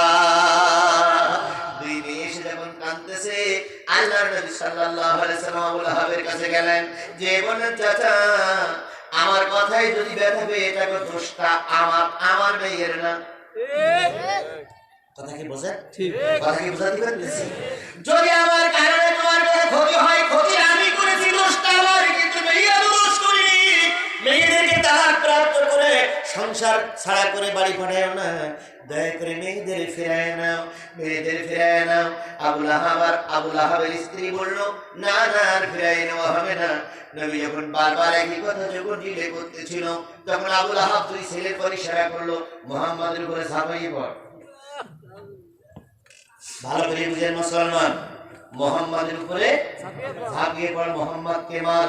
মুহাম্মদ আমার কথা শুনলো না, আমি হলাম এই সমাজের নেতা, আমি হলাম এই থানার নেতা, আমি হলাম এই জেলার নেতা, আমার কথা শুনলো না, তাহলে মুহাম্মাদের উপরে কি পড়? ঝাঁপিয়ে পড়। মুহাম্মাদের উপরে ঝাঁপিয়ে পড়লো। আল্লাহর নবীর মুখে ছুটি মারলো, আল্লাহর নবীর চোরে আঘাত করলো, নবীজির কানে আঘাত করলো, নাকে আঘাত করলো, নবীজির নাক ফেটে রক্ত বাহির হতেছিল। নবীজি রক্ত নাকটা ধরে নবীজির চোর আঘাত করলো, আঘাতটা নিয়ে হাঁটি হাঁটি পা পা করে নবীজি ঘরের ভিতরে আসতে। খাদিজা কান্দে, দুই মেয়ে চার মেয়ে কান্দে, নবীর চোখে পানি। আহারে আমার নবীর ঘরে কান্না, এটা আমার আল্লাহ সহ্য করতে পারে না। নবীজি এতক্ষণ চুপ, কোনো বদদোয়া নয়।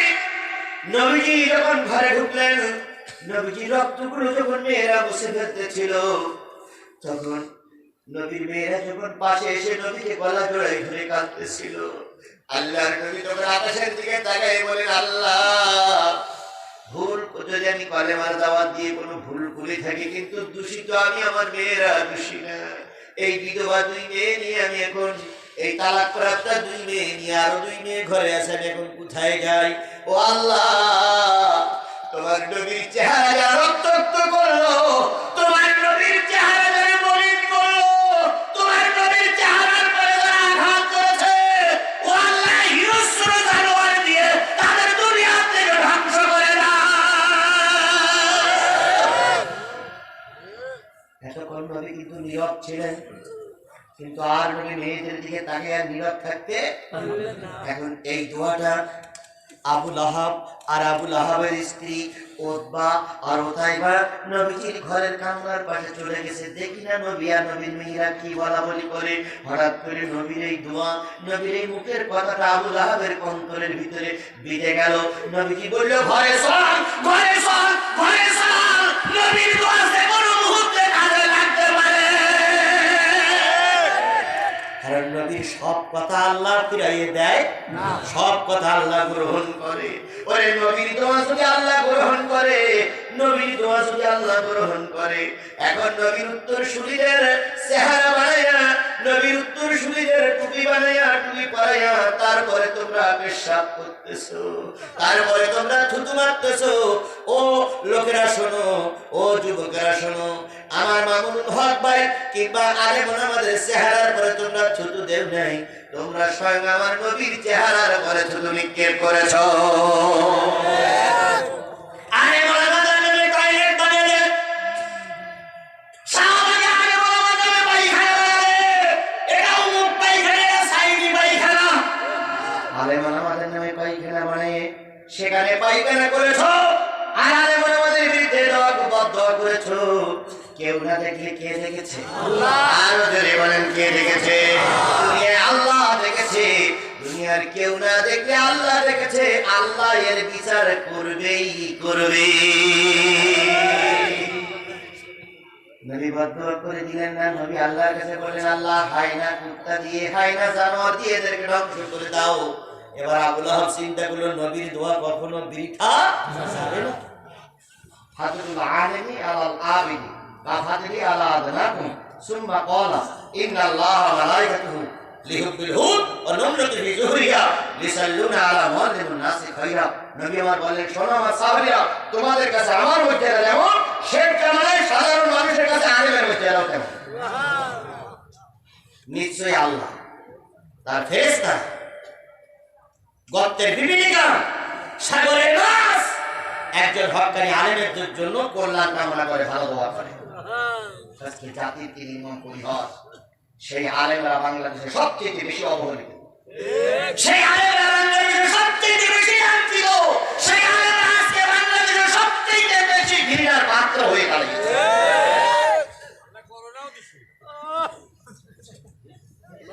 এই জাতির আর কবে বিবেক ফেরবে? এই জাতির আর কবে গণক নড়বে? এই জাতি আর কবে মালিকের কাছে সাহায্য চাইবে? আল্লাহই ভালো জানে। আমার ভাইরা, আবু লাহাব ভয়ে ভয়ে থাকে, মাঠ যায়, সপ্তাহ যায়, মাঠ যায়, অর্ধেক 6 মাঠ চলে যায়, গজবের কোনো আলামত পাওয়া যায় না। কিন্তু আবু লাহাবের দিলের ভিতরে ভয় আছে, যে কোনো মুহূর্তে আল্লাহর গজব আসতে পারে, কারণ নবীর দোয়া বৃথা যাবে না। আলেমদের বদদোয়া নিয়েন না। আজকে মসজিদের ইমাম সাহেবকে মেরেছেন, মসজিদের ইমাম সাহেবকে মেরেছেন, মঞ্চে একজন হুজুরকে আপনি অপমান করে নিচে নামাই দিলেন, অথবা হুজুরের সামনে পেয়ে গাড়িতে আপনি অপমান করলেন। হুজুর জানানোর জায়গা হুজুরের একটা আছে, সেটা কোথায়? জোরে বলেন, কার কাছে জানানোর জায়গা আছে? আজকে আলেমরা আপনি অপমান করলেন মসজিদে, আপনি আলেমকে অপমান করেছেন রাস্তায়, আজকে আলেমকে অপমান করেছেন তালবাসিতে, আপনি আলেমকে অপমান করেছেন সাজাদপুরে, আপনি আলেমকে অপমান করেছেন গোলচত্বরে, আপনি আলেমকে অপমান করেছেন সিরাজগঞ্জে। দুনিয়ার কেউ দেখিনি, আলেম নীরব হয়ে চলে গেল। ওই আলেম রাতের অন্ধকারে 8 রাকাত 12 রাকাত তাহাজ্জুদের নামাজ পড়ে যখন মালিকের কাছে দোয়া করবে, মালিক ওই দোয়া কখনো ফিরাইয়ে দেবে না। এখনো সময় আছে, যদি কেউ আলেমের সঙ্গে বিয়াদবি করে থাকে, রাতের অন্ধকারে হোক, হলে হোক, যে কোনো কায়দায় হোক, তার কাছে ক্ষমা চেয়ে নেন। আপনি ধারণা করুন তো, আপনার চাইতে একজন মুসলিম ইমামের মর্যাদা বেশি না কম? আপনি দৈনিক কয়েকটা নামাজ পড়েন, ইমাম কয়েকটা নামাজ পড়েন। আপনি কত বছর থেকে নামাজ পড়েছেন, ইমাম কত বছর থেকে নামাজ পড়েছে? ইমাম কয়বার পড়েন শরীফ পড়েন, আপনি কয়বার পড়েন শরীফ পড়েন। ইমামের মর্যাদা আপনার মর্যাদা, আপনি সহজে নাও হতে পারেন, কিন্তু ইমামের পায়ের ধুলি সম পরিমাণ মর্যাদা আপনার। আপনি সেই ইমামকে এমন উঁচু করে কঠোর ভাষা ব্যবহার করেন, আল্লাহর কসম, আল্লাহর কসম, এমন দোয়া হবে দুনিয়ার কোনো ডাক্তার আপনি সুস্থ করতে পারে।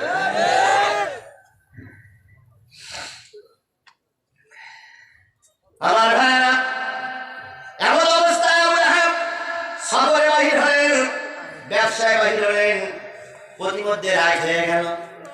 আল্লাহ বলতেছে, তোমার মাল সম্পদ সন্তানাদি কোনো কাজে আসবে না। প্রতিমধ্যে রাত হয়ে গেল। আবু লাহাবের দিলের ভিতরে, ব্রেনের ভিতরে আছে, মুহাম্মদ বদদোয়া করেছে, হায়না কুকুর, হায়না জানোয়ার দিয়ে ধ্বংস হবে। আবু লাহাব এবার ব্যারিকেড দিল, মালগুলো দিয়ে ব্যারিকেড দিল, সেনাবাহিনী দিয়ে ব্যারিকেড দিল, তারপর আপন লোকজন দিয়ে ব্যারিকেড দিল, ওতবার ওতাইবারা মাঝখানে সবাই রাখলো। আবু লাহাব সারিটা সারা রাত ঘুরে পাহারা দেয়। হিংস্র জানোয়ারের জায়গায় এসেছে, এখন তো জঙ্গলের ভিতরে হিংস্র জানোয়ার থাকে, নবীর দোয়া কাজে লাগবে, হয়তো নবীর দোয়া কাজে লেগেছে, এখন হিংস্র জানোয়ারে খাবে। এই চিন্তা ভাবনা করে সারা রাত পাহারা দেয়। হঠাৎ করে রাতের অন্ধকারে মাঝরাত্রি একটা আওয়াজ, আবু লাহাব কয়, উঠো, এইবার মনে হয় হিংস্র জানোয়ার আসতেছে, নবী দোয়া কাজে লেগে গেছে। আবার উঠেছে না হয়ে চারিদিকে সব ঘুরে ফিরে আবার এসে শুয়েছে, আবার আবু লাহাবকে আবার টানাও। 3-3বারের বেলায় এমন ঘুম এসেছে যে ঘুমার চেতনা পায় না। মাল মালিয়াত রেখে, লোক লস্কর রেখে, সেনাবাহিনী রেখে, লোক লস্কর রেখে, কখন জানি 2টা বাপ 2টা ছেলে ধরে জঙ্গলের ভিতরে নিয়ে গেছে। আবু লাহাবের লোক, আবু লাহাবের সেনা, আবু লাহাবের কোন লোকজন দেখতে পায় না। জঙ্গলের ভিতরে যাইয়া ওই 2টা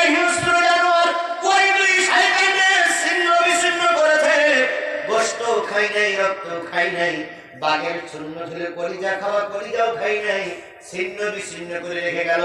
আবু লাহাবের সকালবেলা ঘুম থেকে জেগে সব আছে, ছেলে নাই, সব আছে, শয়তান নাই। হই হই রই রই শোনা ছেলে গেল কই, হই হই রই রই রবিবারে লোক গেল কই, হই হই রই রই আলেম মারা লোক গেল কই, হুজুর মারা লোক গেল কই। খুঁজে দেখা গেল রক্তের ছিন্ন বিচ্ছিন্ন করে ফেলা হয়েছে। এবার আবু লাহাব তাদেরকে কুড়ে এনে কোন রকম ফিরে নিয়ে আসলো। আল্লাহ পাক দেখাই দিলেন যে নবীর বদদোয়া কাজে লেগে গেছে। কয় নম্বর আয়াত শেষ? 2 সায়াসলাম নারান যাতা লাহাবেও, দুনিয়া এইভাবে ধ্বংস করলাম, আর অতীতে তুমি আর তোমার পরিবারের আবু লাহাব সায়াসলাম অতি তাড়াতাড়ি তোমার জন্য অগ্নি শিকার ভিতরে তুমি ঢুকবে, তোমার জন্য খুব তাড়াতাড়ি অগ্নি শিকার ভিতরে তোমাকে ঢোকানো হবে। আসলে কখন জানি 12টা বেজে গেছে, আর 10 মিনিট আমি বলি ওটা যাবে না, আজকে 10 মিনিট শেষ করবো। কারণ হলো আমি মঞ্চে এসেছি 12টায় 15, 10টায় 15, আমি শেষ করবো 12টায় 15, 12টায় 15 বাজে, 10 মিনিট বাকি আছে। এই 10 মিনিটের ভিতরে সবকিছু বলে বই মোনাজাত করে শেষ করবো। ভাই হয়ে গেছে ইনশাআল্লাহ, হয়ে গেছে। আচ্ছা, ধন্যবাদ আপনাদের, আপনার সুযোগ দেওয়ার জন্য। মাশাআল্লাহ, এমপি সাহেব নেই, এমপি সাহেব প্রতিনিধি আছে। ভাই আমার কানে কানে বলে আসছে, হুজুর হুজুর আপনারা ভালোবাসি, একটু একটু একটু আমরাও কথা রেখেছি, ইনশাআল্লাহ কথা রেখেছি। হ্যাঁ কেন আচ্ছা কি বাবা এতগুলো মানুষ বসে আছে, আমার মঞ্চের থেকে 10,000 মানুষের ভিতরে দুটো রকুলি কিন্তু মঞ্চের কোনো ক্ষতি হয় না, কিন্তু আমার ক্ষতি হয়। কারণ আমি চাই না যে কোরআনের মাহফিল থেকে কোনো ইবলিস শয়তান চলে যায়। সুতরাং আমি তো সরল ভাষায় আমি আপনাদের কোরআন শোনাচ্ছি। কি শোনাচ্ছি? কোরআন শোনাচ্ছি, আর আমাকে কোরআন শুনতেই হবে।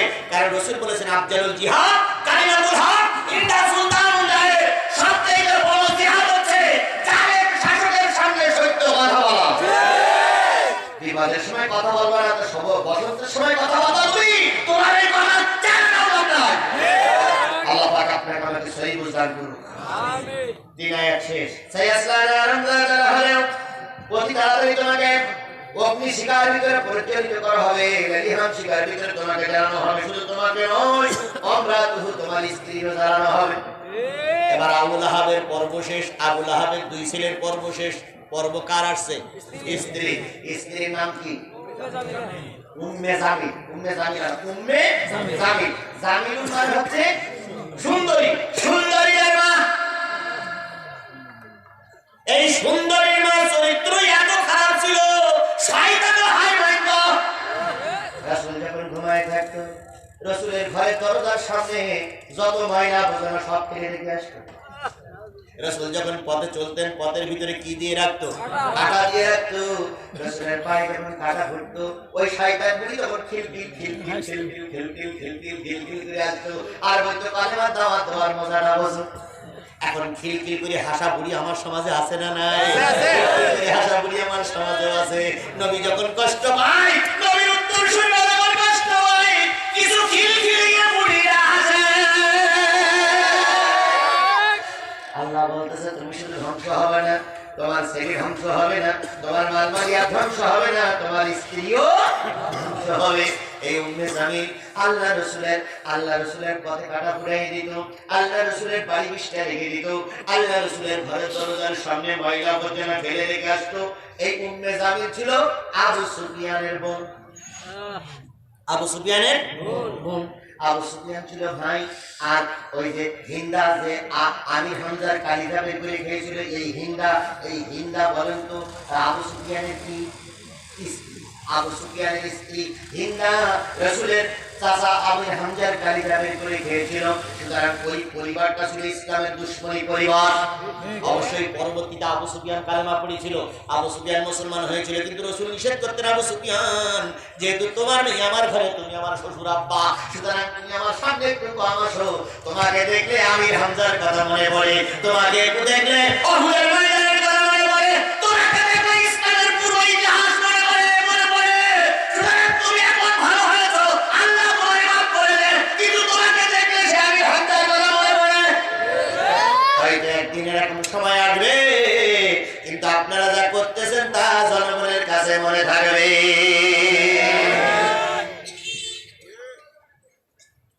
তার স্ত্রীকে আল্লাহ ধরবেন কেন? হাম্মালাতা হাতাব, স্বামী যা অন্যায় কাজ করতো এই অন্যায় কাজের ইন্ধনকারী ছিল স্ত্রী। ঘরের স্ত্রী যদি ভালো হয় স্বামী ভালো হয়, আর স্ত্রী যদি খারাপ হয় স্বামী কখনো ভালো হয় না। কারণ আপনি স্ত্রী নামাজ পড়েন, আপনি স্ত্রী কোরআন তেলাওয়াত করেন, প্রতিদিন যদি স্বামী মাতার কাছে বসে বসে স্বামীকে দাওয়াতি কাজ করতে থাকেন, ও মা দেখবা একদিন তোমার স্বামীও নামাজি হয়ে গেছে। এই জন্য মা বোনদের কাছে নসিহত, মা বোনদের ব্যাপারে বলি, মা তুমি নিজে ভালো হও, তোমার স্বামীকে ভালো বানানোর জন্য চেষ্টা করো, নিজে ভালো হও, ছেলে মেয়েদের নামাজি বানানোর জন্য চেষ্টা করো। আল্লাহ কবুল করুক। সকলে বলুন আমিন, আরো জোরে বলেন আমিন। হাবলুম মিন মাসাদ, কিভাবে তাকে ধ্বংস করা হয়েছিল আল্লাহ পাক বলতেছে, ওই সুটকি বুড়ি, ওই শয়তানি বুড়ি, ওই নষ্টা বুড়ি, ওই নষ্টা উম্মে জামিল এবার সব চলে গেছে, স্বামীও গেছে, ছেলেও গেছে, সম্পদও গেছে। কার কারণে? মুহাম্মাদের কারণে। এবার মুহাম্মদ হইছে ওর পথের কাটা, মুহাম্মাদের জন্য শুধু বদদোয়া করে আর বলে, যদি আমি ক্ষমতায় যাই, মক্কার প্রেসিডেন্ট যদি হই, নবীরে ফাঁসি দিয়ে মারব। কারণ নবীর কারণে স্বামী কি হয়েছে? মারা গেছে। নবীর কারণে ছেলে মারা গেছে। নবীর কারণে দেশ দেশান্তর হয়ে গেছে, অর্থ সম্পদ। এইবার খেজুরের ছাল বানায়া, রশি বানায়া পাহাড়ের পরে শুধু বলে, এই পথ দিয়ে নবী গিলেই রশি দিয়ে মারবো, এই পথ দিয়ে নবী গিলেই ফাঁসি দিয়ে মারবো, ফাঁসি দিয়ে মারবো। ফাঁসি একখানা বানায়া ওই উম্মে জামিল সুন্দরী নারী, ওই বুড়ি নারী ঠ্যাংনা সরকার কখন আসবে? মোহাম্মদ হই হই রই রই, মোহাম্মদরা গেল কই? হই হই রই রই, হুজুররা সব গেল কই? হই হই রই রই, মৌলবীরা গেল কই? হই হই রই রই, হুজুররা সব গেল কই? হই হই রই রই, মৌলবীরা সব গেল কই? ওইখানে বসে বসে ঠ্যাংনা সরকার। পৃথিবীর সবচেয়ে বড় মৌলবী হলো নবী মুহাম্মদ রাসূলুল্লাহ সাল্লাল্লাহু আলাইহি সাল্লাম। আমরা মৌলবীদের কি বলি? হুজুর বলি। হুজুর মানে সম্মানিত। পৃথিবীর সবচেয়ে বড় হুজুর হলো আমার নবী। নবীর চাইতে বড় হুজুর আর পৃথিবীতে কেউ ছিল না, কেউ আসবে না, আসা সম্ভব না। কারণ আল্লাহ পাক বলেছেন খাতামুন নবী, এই নবী দিয়ে খতম করে দিলে আমার কোন নবী আসবে না, তবে নবীর উত্তরসূরি আসবে। আর আবু লাহাব হয়তো নবী আসবে না, কিন্তু আবু লাহাবের উত্তরসূরি আসবে। উত্তরসূরি যেখানে আছে আবু লাহাবের উত্তরসূরি, নবীর উত্তরসূরি যেখানে আছে আবু জেহেলের উত্তরসূরি। সমাজে যেখানে ফেরাউন আছে সেখানে মুসা আছে, যেখানে ইব্রাহিম আছে সেখানে নমরুদ থাকাই স্বাভাবিক। আমার ভাইয়েরা, আপনি কি বলে, খেজুরের ডাল দিয়ে, খেজুরের ছালা দিয়ে, খেজুরের কি বলে চামড়া দিয়ে কি ফাঁসি তৈরি করে ওই পাহাড়ের পাথরে সে শুধু ফাঁসি ঝুলিয়ে রাখে আর কয়, এই পথ দিয়ে মোহাম্মদ যাবে আর ফাঁসি করে মারবটান যাবে যে পড়বে যে হিন্দুস্তান, ফাঁসি তৈরি মারবটান পড়বে যে পাকিস্তান। এরকম স্লোগান দেয়। এরকম স্লোগান তো আমার দেশের লোকেও দিচ্ছে। যদি সহ্য না হয় মেড ইন পাকিস্তান, তাহলে এই স্লোগানের সঙ্গে ওই স্লোগানের মিল এখন কিছুটা মিলে গেছে না যায়নি? এখন এই স্লোগান দিয়ে ওই উম্মে জামিল ছুটকি বুড়ি ওই পাহাড়ের পরে বসে আছে, কখন নবী আসবে আর গলায় ফাঁসি দিয়ে মারবটান যাবে পড়বে যে পাকিস্তান। এই স্লোগান যখন নবীর বিরুদ্ধে দিচ্ছে, দিতে হঠাৎ করে মনে করে, আমি তো ফাঁসি বানাইছি, কিন্তু এই ফাঁসি নবীর গলায় ঢুকবে কিনা এটা তো পরীক্ষা করলাম না। আমি তো ফাঁসি বানালাম, কিন্তু ফাঁসিতে নবীর গলায় ঢুকবে কিনা, যদি না ঢুকে তাহলে ব্যর্থ।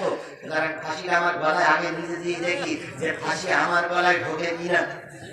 যদি আমার গলায় ঢোকে তাহলে তো নবীর গলায় ঢুকবে, নতুবা নবীর গলা যা আমার গলা চাই। সুতরাং আমি আগে দেখি যে আমার গলায় ঢোকে কিনা। তবে ফাঁসি দেওয়ার আগে আমি আগে ফাঁসির মাথাটা খেজুর গাছের গায়ে বাঁধি, তা না হলে তো বোঝাই যাবে না যে কি অবস্থা কি হতে পারে। ফাঁসি ঢুকিয়ে এক মুখ খেজুর গাছের গায়ে বেঁধেছে আর এক মুখ নিজের গলায় পরিয়ে বলতেছে, হ্যাঁ এই তো লাইন ভালো, লাইন ভালো, কিরকম হলেই তো নবীরে মারা যাবে। আল্লাহ বলে, এতক্ষণ চুপ করেছিলাম আমি আল্লাহ, আর সহ্য করতে পারি না। নবীর বিরুদ্ধে স্লোগান, নবীর পরিবারের বিরুদ্ধে স্লোগান, আলে মোহাম্মদের বিরুদ্ধে স্লোগান আর সহ্য করা যায় না। পাথরের টুলা ভয় ওঠ, পাথরের টুলা নড়ে ওঠ, যাতে করে ওই উম্মে জামিল সুন্দরী নারী পড়ে যায়, সুন্দরী নারী পড়ে যায়। পাথর একটু নড়ে উঠলো, পাথর একটু ধাক্কা দিল, উম্মে জামিল টপকাই দিয়ে নিচে পড়লো। পাথর এবার গলায় সেই ফাঁসি ঝুলে পড়লো, গাছের গোড়ায় বান্ধা আছে আর এক মুখ। এবার যখন ফাঁসি যখন ঝুলে পড়েছে, পায়খানা হয়, পেশাব হয়, আর উম্মে জামিল ডাক কার জন্য বানাইলাম ফাঁসি, আর কে মরে সেই ফাঁসি। আবু লাহাবের মৃত্যু হলো, উম্মে জামিল ফাঁসিতে ঝুলে পড়ে থাকলো। কয়েকদিন পরে দুর্গন্ধ বাহির হলো, জনগণ ফাঁসি কেটে কবর দিয়ে দিল। তাহলে এটা যদি নবীর বিরুদ্ধে চারণ করার কারণে অবস্থা হয়, ও আমার ভাইয়েরা, আমার গ্রামবাসীরা, আমার সাদাতপুরের ভাইয়েরা, জীবনে কারোর জন্য বদদোয়া করি নাই, তবে যতগুলো ভালো দোয়া করেছি প্রায় সব দোয়াগুলো আল্লাহর কাছে কবুল হয়েছে। এই এলাকার মানুষ জ্বলন্ত সাক্ষী আছে, আমি কখনো কারোর জন্য বদদোয়া করি না, যত ভালো দোয়া করেছি সব দোয়াগুলো প্রায় মালিকের কাছে কবুল হয়েছে। আপনাদের এখানে কবুল হয়েছে। সন্তানের জন্য দোয়া চেয়েছেন, আল্লাহ পাক সন্তান দিয়েছে। তারপরে আলেম ওলামাদের জন্য অন্যায় ব্যবহার করেছেন, আমরা দোয়া করেছি, দোয়ার সঙ্গে সঙ্গে কাজে লেগেছে। আপনার সামনে আপনি প্রমাণ করুন, আল্লাহ পাক বদদোয়া আলেমদের সঙ্গে বিয়াদবি করলে আল্লাহ হেফাজত করে। চারিদিকটা ঘিরে ফেলেছে, হুজুরি ধর্মেই ধর্মেই। আমি মঞ্চের থেকে যখন উঠেছি, টেবিলের থেকে, চেয়ার থেকে যখন উঠেছি, তখনও দেখতেছি আমার ধর্মে।